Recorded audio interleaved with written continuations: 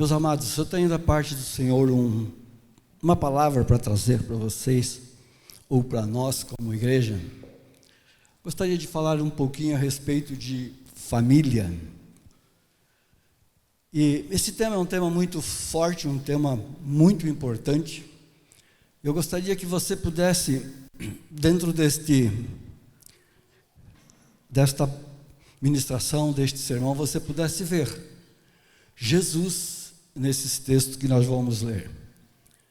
Eu vou ler o Salmo 127, e nós podemos ver que quando fala de família, quando fala de casamento, fala também do noivo. E Jesus, ele é o noivo. Nós somos igreja, nós somos corpo de Cristo. E um dia, Jesus, ele vem buscar essa noiva, ele vem buscar a igreja, que somos nós. Então é importante que você consiga perceber Jesus neste salmo, que é um salmo que fala de família, um salmo que fala também de casamento. Amém? Essa palavra que eu estou ministrando, eu adaptei de um seminário de família do Hernandes Dias Lopes, então eu quero dar o crédito também para ele, e eu creio que Deus quer falar conosco também nesta noite a respeito disso. O título desta ministração é Família, do início ao fim. Talvez hoje eu fale do início ao meio. Não sei como que vai ser o tempo, também não sei como que vai correr aqui, não sei como que Deus vai usar, mas eu quero falar a respeito da família do início ao fim, e se não der, eu continuo numa outra oportunidade. Amém, meus queridos? Preste atenção e tente ver Jesus no Antigo Testamento. Tente ver Jesus também nesses textos que nós vamos ler. Salmo 127, por gentileza. Se o Senhor não edificar a casa, em vão trabalham os que edificam. Se o Senhor não guardar a cidade, em vão vigia a sentinela. Será inútil levantar de madrugada, dormir tarde, comer o pão que conseguiram com tanto esforço. Aos seus amados, Ele dá enquanto dormem. Herança do Senhor são os filhos, o fruto do ventre, o seu galardão. Como flechas na mão do guerreiro, assim são os filhos da sua mocidade. Feliz o homem que enche deles a sua aljava. Não será envergonhado quando enfrentar os seus inimigos no tribunal. Como eu falei, essa ministração completa, ela abrange desde o casamento até o fim, até os netos. E aqui nesse texto que nós podemos ver, ele começa falando que se o Senhor não edificar a casa, nós falaremos um pouquinho mais a respeito disso, mas eu quero dizer que, infelizmente, meus amados, a família ela tem sido muito bombardeada. Nós sabemos que a família ela foi instituída por Deus, ela é a base das nossas vidas. O casamento sem Deus não tem sentido. Se no seu casamento não tiver Deus, se no seu casamento não tiver Jesus, não faz sentido nenhum, você vai sofrer muito, mas muito mesmo. A realidade, porém, é que existem muitos desafios para nós que somos casados, para os solteiros que ainda irão casar, existem muitos desafios. A taxa de divórcio ela tem aumentado muito, e infelizmente também ela tem aumentado entre os cristãos. Não deveria ser assim, mas tem acontecido. Então nós sabemos que quando tem relações familiares quebradas, nós vamos ter também filhos problemáticos. Então nós precisamos ficar atentos naquilo que a palavra de Deus fala sobre nós, sobre a família. Deus é o único, Jesus é o único que pode restaurar a família. E eu quero falar aqui de algumas fases do casamento. Jesus nestas fases do casamento. E o primeiro ponto é casamento. E o texto é o versículo 1. Eu vou ler aqui na minha tradução, não sei como que vai ser colocado ali, talvez eu leia parte apenas. Mas o versículo 1, dentro do casamento, que está no Salmo 127, que nós lemos, diz assim: se o Senhor não edificar a casa, em vão trabalham os que a edificam. Se o Senhor não guardar a cidade, em vão vigia o sentinela. Quando fala aqui de se o Senhor não edificar, não está falando apenas, exclusivamente, e nós podemos aplicar de uma forma diferente, e é o que eu quero aplicar aqui: se o Senhor não edificar o casamento, a família, em vão trabalha os que edificam. A primeira coisa que um casal deveria pensar quando vai se casar, deveria ser: nós não estamos construindo uma casa. Nós não estamos construindo uma casa. Nós estamos construindo um lar.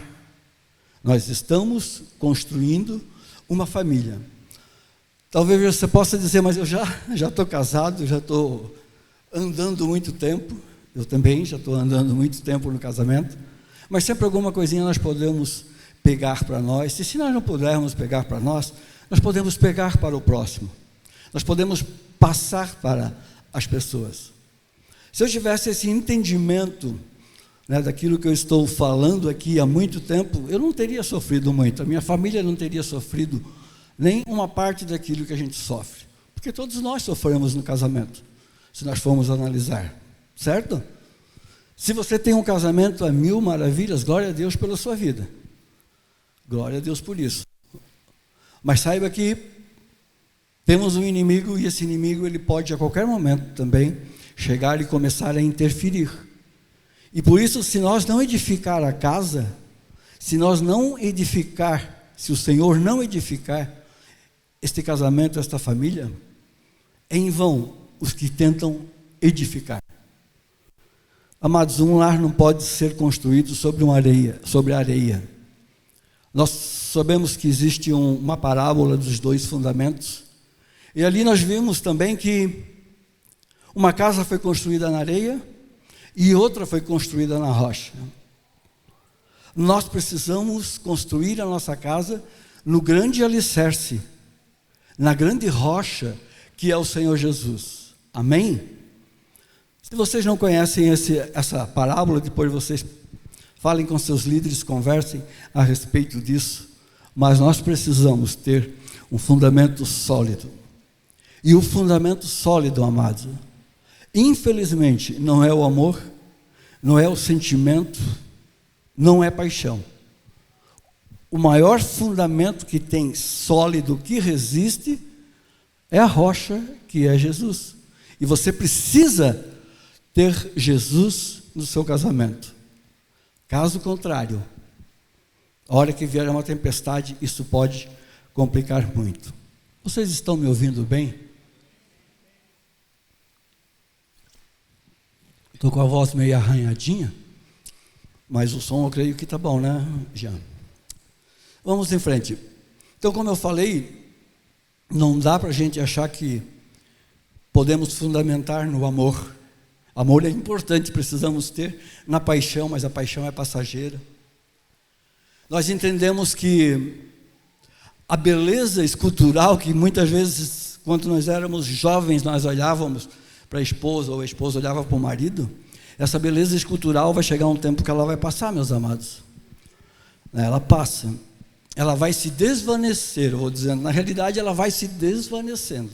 Eu já tive cabelo, eu já pesei 60 quilos, eu já fui do exército, aquelas coisas aí dos jovens bombados de hoje, eu também já fui. Mas as coisas elas vão desvanecendo. Então nós não podemos nos apegar a isso. Nós temos que nos apegar dentro da família, dentro do casamento, no Senhor Jesus. É Ele quem precisa edificar a nossa casa. Caso contrário, como diz o texto, é em vão. Na tempestade, somente Deus, somente a rocha, Jesus, é que pode segurar o seu casamento, é que pode segurar esta união, somente Jesus. Não pensa que com a força do seu braço, por aquilo que você às vezes aprende em curso de casais ou outras coisas, você vai segurar. Não. Na tempestade é Jesus. Como eu falei, sentimentos, paixão, amor, não seguram casamentos em tempos difíceis, somente a rocha que é Jesus. Por isso, se o Senhor não edificar, não estou falando de construção, estou falando de edificar o casamento, em vão é os que edificam. Precisamos ficar atentos disso.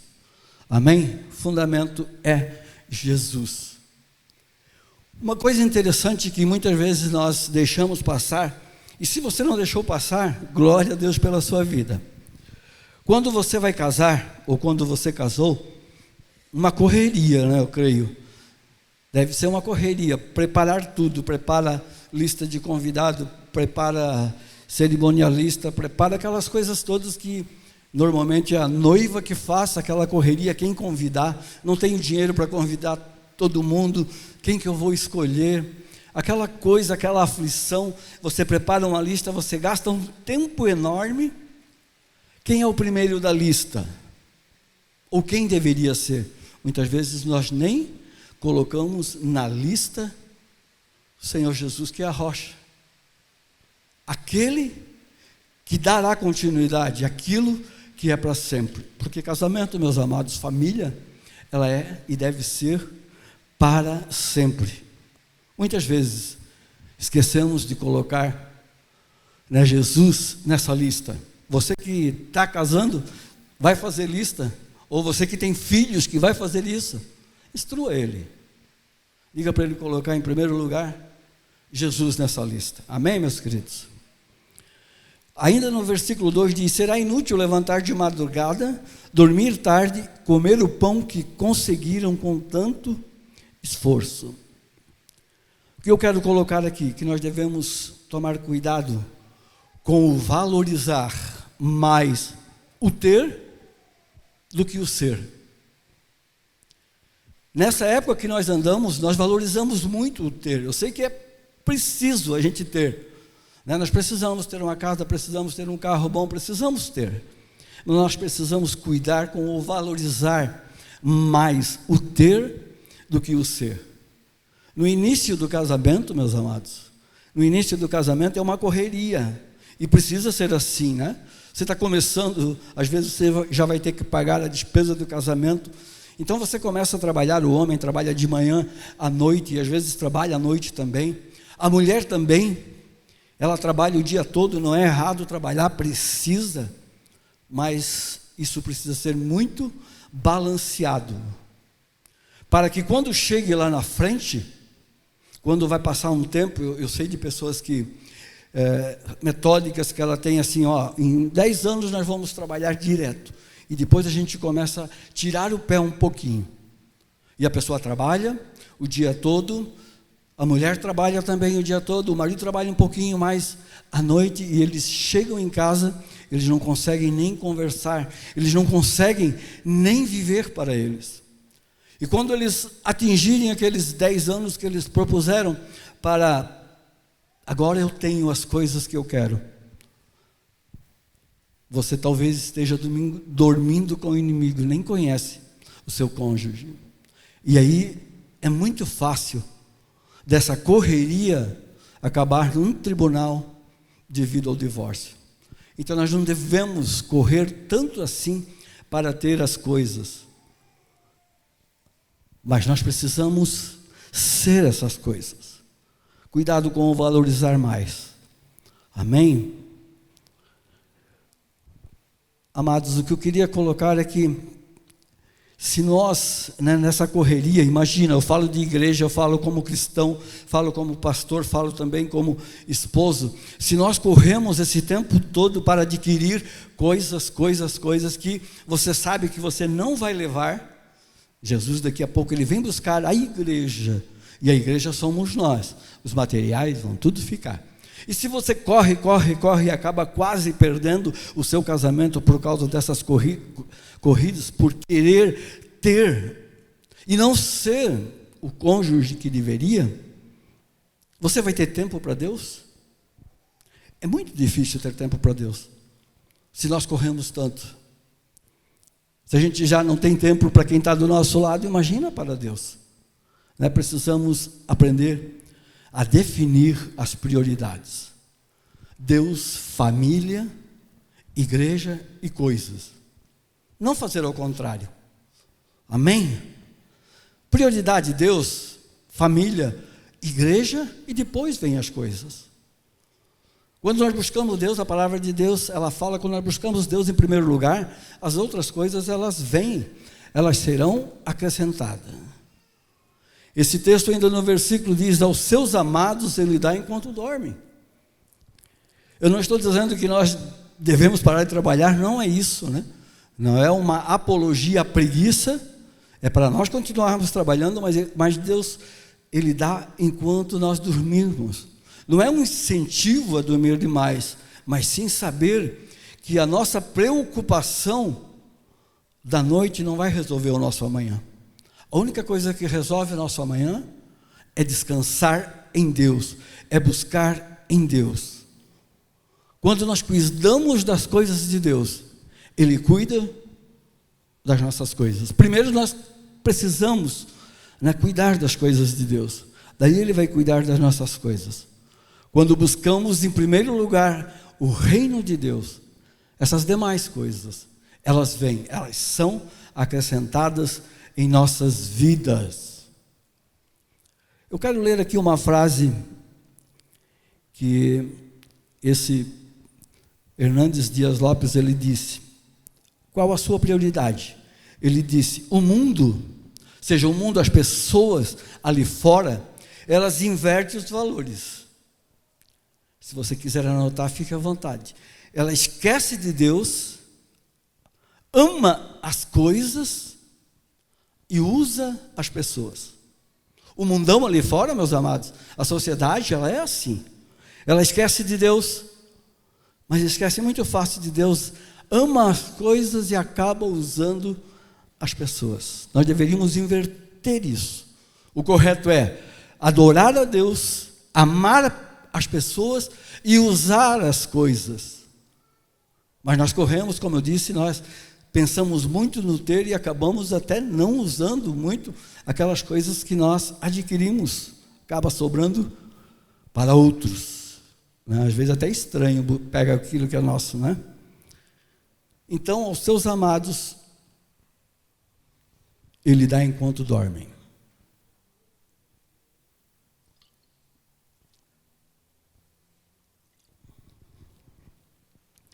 Vamos para o ponto 2.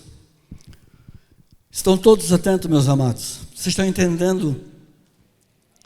Vocês estão conseguindo analisar, ver Jesus dentro desses versículos, dentro desses tópicos que eu estou falando? Precisamos ver Jesus ali. É imprescindível que nós venhamos a ver Jesus.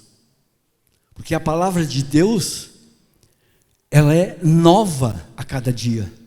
E em toda a palavra de Deus existe algo aplicável a Jesus. E o segundo ponto, que também é parecido com esse que nós acabamos de ler, é: filhos são herança. Filhos são herança. Aí nós vamos para o versículo 3. Eu vou ler uma parte do versículo 3.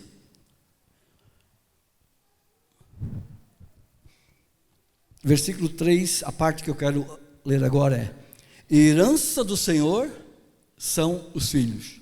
Amém? Nós nos preocupamos muito com os filhos, não nos preocupamos, quem é casado aí tem filhos. Mas o que os filhos são? Herança de quem? De Deus. São herança do Senhor. E amados, a herança não se trabalha para receber. A herança, ela é conquistada. Então os filhos, eles são nossa herança? Não, é herança de Deus, é herança do Senhor. Os pais é que precisam trabalhar para deixar, como se diz, alguma coisa nós vamos deixar para os nossos filhos, que é a herança. E quem vai usufruir, meus amados, são os filhos. Sendo filhos, não importa se o filho é bom ou se o filho é ruim, né? No final ele tem direito à herança. Quer você queira, quer não, ele tem direito à sua herança. Então, filhos, eles são herança do Senhor. Então, se nós entendermos que filhos são herança, são presentes de Deus para você, não se desespere. Talvez eu vou falar para poucas pessoas, não se desespere quando engravidarem. Aproveita isso e depois passa para as pessoas que às vezes se desesperam, né, quando engravidam. Uns se desesperam para ter o filho. E outros, eles se desesperam por ter, porque a mulher está grávida e agora o que eu vou fazer? Mas o filho é herança de quem? É de Deus, né? Mesmo que você pense que você tem que cuidar, e é verdade, mas o filho é herança do Senhor, é herança de Deus. E se a palavra diz que os filhos são heranças do Senhor, são presente que o Senhor nos dá. Então Ele vai lhe capacitar para cuidar, Ele vai dar condições também financeiras para você cuidar. Amém? O que Deus dá, Ele cuida. O que Deus dá, Ele cuida. O que Deus não dá, nós temos que cuidar. Por isso até os filhos, eles deveriam ser planejados diante de Deus. Porque daí é Deus que está dando. E quando Ele dá, Ele cuida. Embora filho seja uma herança. E a herança, meus amados, ela não pode ser desperdiçada. Nós temos o exemplo do filho pródigo, pegou a sua herança antecipada e desperdiçou. Nós não podemos deixar que os filhos desperdicem a herança. Nós, como filhos, não podemos também estar desperdiçando esta herança. Tem outra parábola lá dos talentos, né, que ele coloca algumas coisas lá. Deus usa ali um homem fala sobre talentos. Talentos ali é dinheiro, e nós podemos ver que no final Ele vem prestar contas também desses talentos, desse dinheiro, desta herança. Precisamos cuidar desta herança. Agora, para esses pais, né, eu sei que tem pais aqui que têm filhas, e que daqui a pouco essas filhas vão casar, ou vai demorar um pouquinho, mas eu achei muito interessante a frase que diz que todo pai deveria guardar essa frase. Eu conheço um rapaz que está aqui, não sei se ele está aqui dentro ou está ali fora, mas ele tem pavor quando fala que a filha dele está com 9, 10 anos e daqui a uns tempos vai casar. Isso não pode. Mas eu também tive 2 filhas e tive que entregar. Mas a frase que todo pai, que quando vai entregar a filha no altar, deveria decorar, é essa: toma, é tua. Toma aqui, é tua. Cuida, é minha. E é assim que Deus também faz conosco como filhos. Ele diz: toma, é teu. Cuida, que é meu. Deus quer que nós venhamos a cuidar dos nossos filhos. Deus diz a mesma coisa para nós. Cuida, toma é teu, cuida é meu. O cuidado da herança, o cuidado do filho precisa ser também nosso. Amém? Versículo 3. O fruto do ventre, o seu galardão. Então, o fruto do ventre, estamos falando aqui de uma gestação, falando de uma pessoa que vai ter filho, diz que o fruto do ventre é o seu galardão, é o seu presente. Quando se pensa em filhos, qual é a primeira coisa que vem na mente? Até escutei um dia no grupo familiar, alguém deu assim um testemunho bem bacana, porque quando se pensa em filhos, a primeira coisa que a gente pensa é em despesas, não é? Despesas. É porque nós queremos hoje, né, nessa nossa sociedade, nós queremos dar de tudo para eles de uma forma diferente. Mas na antiga tempo dos meus avós, bisavós, sei lá, era um pouquinho diferente. No passado, o filho era mão de obra. No passado, o filho era bênção. Eles entendiam isso. Eles tinham os filhos porque eles tinham lavouras e eles queriam que eles tinham filhos para poder ajudar ali. Eles não viam os filhos como uma despesa. Muitas vezes, nós já saímos amaldiçoando os filhos só quando nós pensamos que vem um filho e você diz, lá veio despesa. Como que eu vou fazer? E já começa a se preocupar antecipadamente. Mas na sociedade antiga não era assim. É na sociedade moderna que é assim que nós vemos os filhos como despesa. Nós deveríamos ver os filhos como um presente de Deus para as nossas vidas. Amém, meus queridos? A ideia de Deus é filho como galardão. A ideia de Deus é filho como presente. Você que não tem filho, você pode? Tem um presente aqui, tem uma promessa, tem uma herança do Senhor para a sua vida. Amados, nós não podemos inverter os valores fundamentais da família. Infelizmente, em muitas casas e igreja, falei um pouquinho a respeito do ter o ser, mas aqui eu quero falar de algo parecido, que infelizmente em muitas casas, igrejas, as pessoas valem menos que as coisas. Vale muito menos. Está faltando o quê? A graça de Deus sobre as nossas vidas. Eu quero contar uma história, e essa história me marcou muito, porque eu tento me policiar nisso. Meus filhos já são crescidos, mas eu tenho netos pequenos. E eu quero contar uma história aqui, que às vezes eu olho assim, meu Deus, vou deixar derrubar a casa, mas não gosto que derrube a casa. Mas a história conta assim, um casal queria ter uma casa, né? Todo mundo quer ter uma casa, e um carro de sonho, talvez uma Ferrari. Eles conseguiram a casa e depois, com muita luta, este carro dos sonhos. Talvez você conheça essa história, mas pode ser que tenha apenas um que não conhece e já vai valer. Então eles conseguiram esse carro dos sonhos, e eles tinham um filho pequeno, de uns 4 anos, e esses filhos com 4 anos mais ou menos, eles são bem abençoadinhos, não são? E aconteceu que um dia o carro estava na garagem ali bonitinho, o pai trabalhou, conseguiu, mas quase não usava. E o carro estava ali bonitinho, ele achou um prego, e o que ele fez? Puxa, que painel, que quadro bonito para eu desenhar. E começou a desenhar aquela Ferrari, aquele carrão, não sei se é Ferrari, foi eu que coloquei, né? Aquele carrão com o prego. E o pai, meus amados, a hora que o pai vem e vê aquele menino ali, fazendo aquilo ali, o pai se desespera. E ele fica furioso. E o que ele faz? Com aquela raiva toda que ele tem, ele pega e começa a bater nas mãos do filho. Ele vai batendo, ele perde o controle. Resumindo, eles tiveram que levar essa criança para o hospital, de tanto que a criança apanhou nas suas mãos. E passado uns dias, teve que amputar. E passou outro dia, o pai foi lá visitar o filho levantou aqueles toquinhos assim e disse, papai, eu não vou mais riscar o seu carro. Que coisa, né, gente? E muitas vezes nós fizemos isso, né? Não é no carro, mas é em outras coisinhas. É claro que o menino não vai mais poder riscar o carro.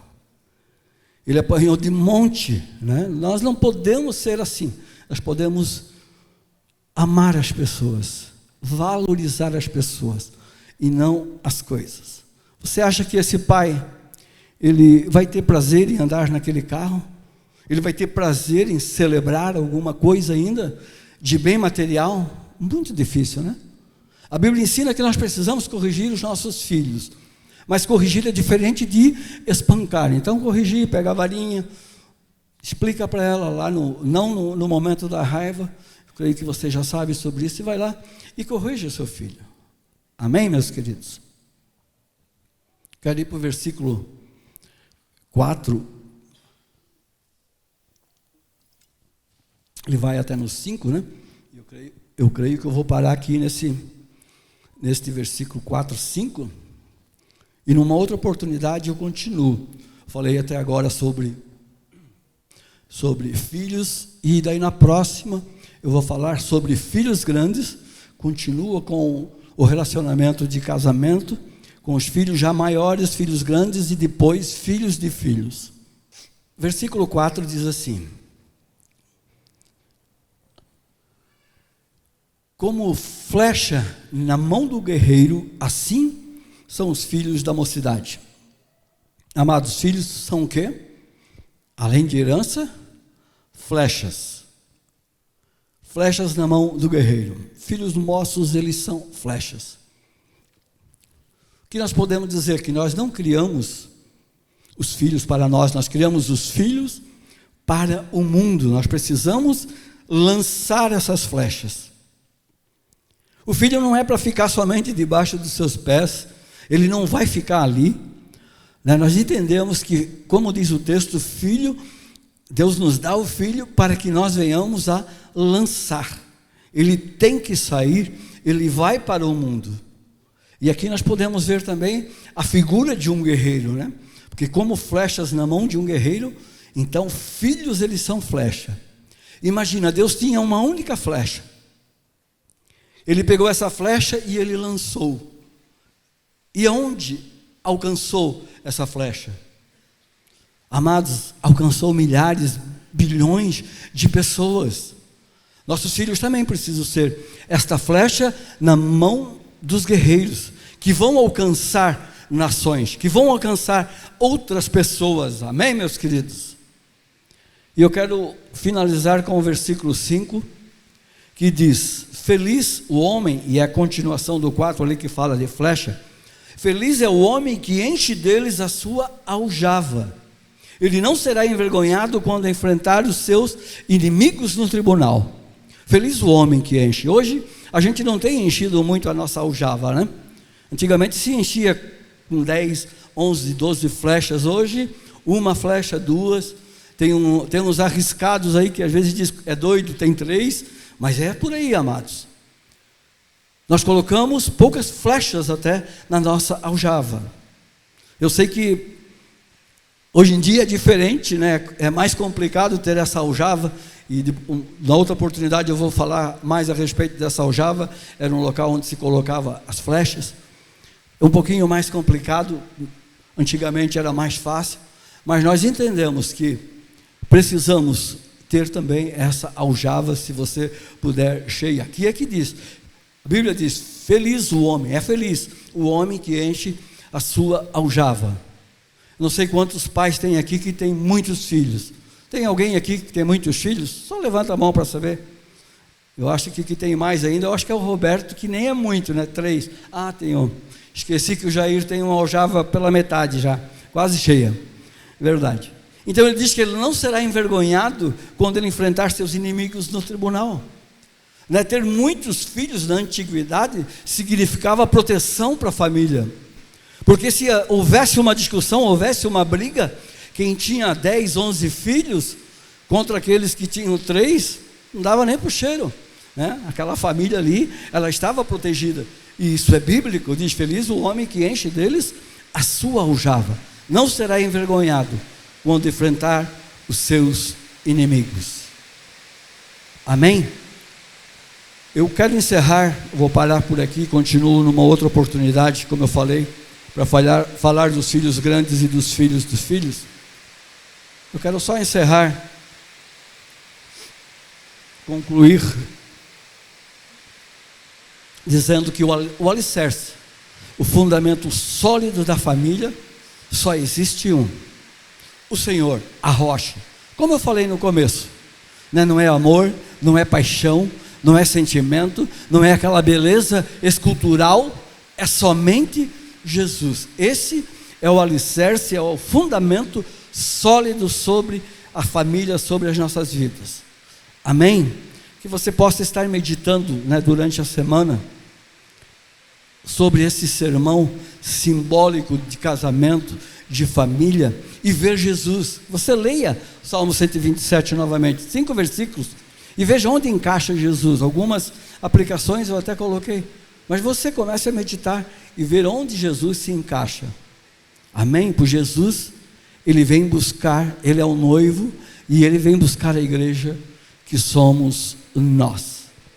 Eu gostaria, antes de encerrar, depois vai ter um louvor. Gostaria de fazer duas coisas: fazer uma oração, você pode se colocar de pé, e também que nós pudéssemos orar como família. Podemos até chamar os professores, o pessoal da IBI, e todos que tiverem famílias, né, vão num lugar aí e orem vocês, né, se o esposo estiver ali, orem como família. Eu vou orar, fazer uma oração, mas você ora ali. E se tem alguém que está sozinho, que a sua família não está aqui, né, nós podemos, o Ney, a Tamara também podem orar com essas pessoas. Se tem alguém aqui que está sozinho, você vem mais para frente, que o Ney, a Tamara, a Marli, que eu vou estar por aqui orando, pode orar com vocês. Então eu gostaria de que chamassem eles, e eu quero dar uma oportunidade, meus amados, de fazer uma oração.